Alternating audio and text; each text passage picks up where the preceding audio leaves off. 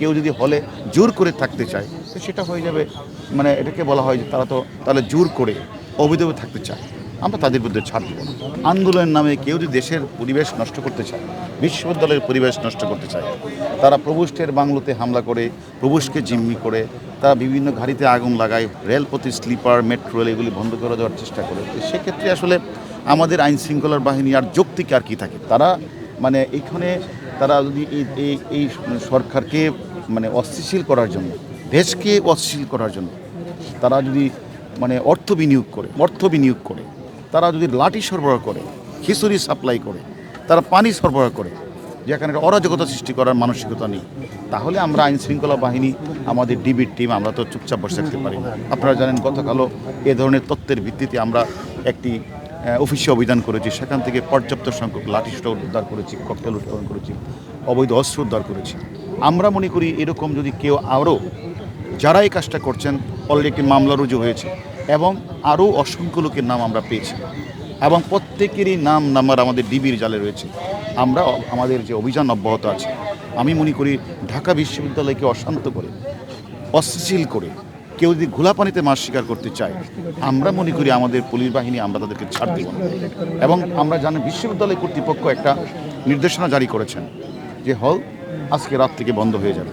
এখন বিশ্ববিদ্যালয় কর্তৃপক্ষের আদেশ অমান্য করে কেউ যদি হল থেকে না যেয়ে তারা যদি পুলিশের প্রতি ককটেল বিস্ফোরণ করে, আমি মনে করি তারা যদি হল কর্তৃপক্ষ যদি হলের আদেশ তারা যদি ছাত্ররা না মানে, বিশ্ববিদ্যালয় কর্তৃপক্ষের আদেশ না মানে, আর বিশ্ববিদ্যালয় কর্তৃপক্ষ যদি আমাদের পুলিশকে যদি তারা অনুমতি প্রদান করে হল খালি করার, সেক্ষেত্রে আমাদের পুলিশ তো বিশ্ববিদ্যালয়ের যে আদেশ, যে কর্তৃপক্ষের যে আদেশ, সেটা আমরা অবশ্যই পালন করব। এক্ষেত্রে কেউ যদি হলে জোর করে থাকতে চায় তো সেটা হয়ে যাবে, মানে এটাকে বলা হয় যে তারা তো তাহলে জোর করে অবৈধভাবে থাকতে চায়, আমরা তাদের বিরুদ্ধে ছাড় দেব না। কোমলমতি শিশু বাচ্চারা কিন্তু ওই রেলপথে রেল লাইনের স্লিপার করতে যায় না, ওই মানে আমাদের মানে পল্টনে গিয়ে তারা বাসে আগুন লাগাতে যায়নি, এটা কারা লাগিয়েছে সেটা সব নাম্বার আমরা পেয়েছি। আমাদের রাজনৈতিক পরিচয় পেয়েছে, অবশ্যই তাদের রাজনৈতিক পরিচয় আছে, সেটা আপনাদের আমরা পরে জানাবো। আমরা সবার রাজনৈতিক পরিচয় পেয়েছি, অনেকে গ্রেপ্তার করেছি, অনেকের কাছ থেকে অস্ত্র উদ্ধার করেছি, লাঠিসোঁটা উদ্ধার করেছি।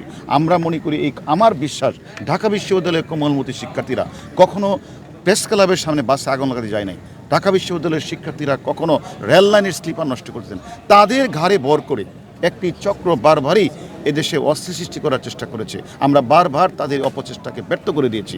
এখন যদি তারা মনে করে তাদের উপর ভর করে আবার গোলাপানিতে মাছ শিখবে, সেটা হতে দেওয়া যাবে না। আমাদের আইন শৃঙ্খলা বাহিনী আইনানুগ আমরা দায়িত্ব পালন করে তাদের সেটা থেকে আমরা সরিয়ে দেব। আচ্ছা, আমার একটা প্রশ্ন আছে যে কিছুক্ষণ আগে আমরা সাংবাদিকরা দায়িত্ব পালনকালে আমাদের উপর সাউন্ড গ্রেনেড এবং টিয়ারশেল নিক্ষেপ করা হয়েছে এবং আমরা মনে করি এটা উদ্দেশ্যপ্রণোদিতভাবে শুধু সাংবাদিকদের উপর নিক্ষেপ করা হয়েছে, এই বিষয়ে আপনি যদি কিছু বলতেন। সেটা তো আমি ছিলাম না, আমরা তদন্ত করে দেখছি।